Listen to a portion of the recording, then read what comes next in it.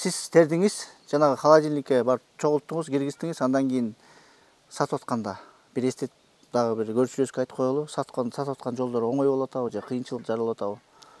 Эми мен эртеңки күндү билбейм, бүгүнкү күндө проблема жок. Азыр канча болсо спрос азыр аябай көп. Тересиңе сатасыңар сразу. Тересин кечке жук сразу алып кетишет.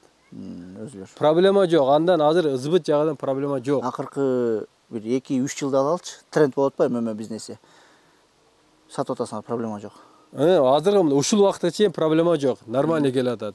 Эми азыр эми будан буяга дагы кишилер көп башка мамлекеттерге жол ачканга аракетти берип атат. Бирок будан кийин дагы жакшы болот деген үмүттөбүз. Кудайым бурса. Ооба. Эгер могу бизнесменен, мөмө бизнесмен, аябай малина өстүргөндөр көп болуп калса Кыргызстанда, чоң объемга чыгып кетсек, спрос көбөйүп, арзандап проблема болуп. Чоң объемга чыксак, наоборот, ошондо жакшы болот. Себеп дегенде, бир тергенде бир кишинен бир спринтер чыкса, например, сразу бир спринтер жөнөтөт. Азыр бир спринтер чогултуш үчүн бардык жерден чогултуп, анан кийин баары чогултуп анан жөнөтүп атабызбы? Анда же бир киши эле жөнөтөт. Мисалы үчүн бир фурага жөнөтүп атат кишилер. Бүт бардык холодильниктерде чогултуп анан жөнөтөт. Ошо чоң немеге жетип алсак, анда уже башка жактардан да каналдар ачылат. Ал еще жакшы болот, Кудайым бурса. Кыскасы, кыргызстандыктар көбүнчөсү мөмө бизнесмен иштеп кетсе, кийин мындай спрос көп болуп кетип, мөмөлөр арзандап кетип, анан сата албай калган деген проблема болчу да эмес. Бул жерде мен бир нерсени баса белгилеп кетким келет. Бизге Кудайым берген погоданы ушунчалык бериптир. Бизден чыккан продукция, мисалы үчүн алма болсун, малина болсун, клубника болсун, эжевика болсун, бизде даамы бир өзгөчө жакшы болуп атат. Биринчиси. Чем башка жактарга караганда жакшы болуп атат. Ошон үчүн биздеги ал жактарга барганда токтобой кетип атат. Ошон үчүн спрос болуп атат. Бул адамдын колунан келбеген нерсе бул. Мен эмнеге сурап атам, анткени деген биз помидор боюнча да маалымат берип, помидор боюнча да серия чыгарып келгенбиз. Аябай жакшы өстүрүп, жакшы деңгээлге жетип, түшүм көп жыйнап, анан кийин арзандап калды деп атат да. Азыр 15 сомдон сатып атам деп дыйкан мындай кейип атат да.